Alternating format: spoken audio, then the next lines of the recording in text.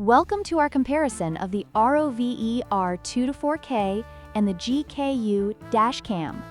Today, we'll dive into the features that set these two popular dash cams apart. We'll look at their video quality, connectivity options, and additional functionalities to help you decide which one is the best fit for your driving needs. Let's get started.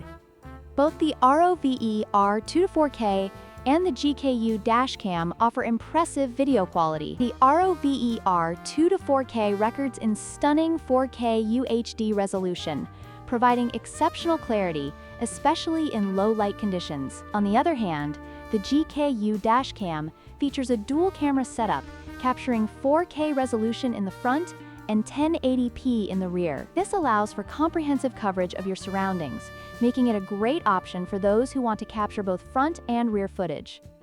When it comes to connectivity, the ROVE R2-4K is equipped with built-in Wi-Fi 6, which allows for faster data transfer and seamless video management through its user-friendly app. Meanwhile, the GKU Dash Cam features 5 GHz Wi-Fi, ensuring a stable connection for quick access to recorded footage. Both options provide convenient ways to manage your recordings, but the ROVE's Wi-Fi 6 offers a slight edge in speed.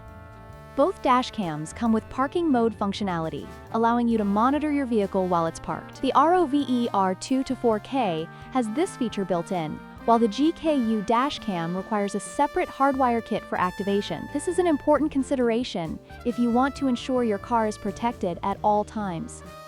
In conclusion, both the ROVE R2-4K and the GKU Dash Cam have their strengths and weaknesses. If you prioritize high-quality 4K video and advanced Wi-Fi capabilities, the ROVE R2-4K is an excellent choice. However, if you need a dual camera setup for comprehensive coverage, the GKU Dash Cam is worth considering. Don't forget to like, share, and subscribe for more comparisons like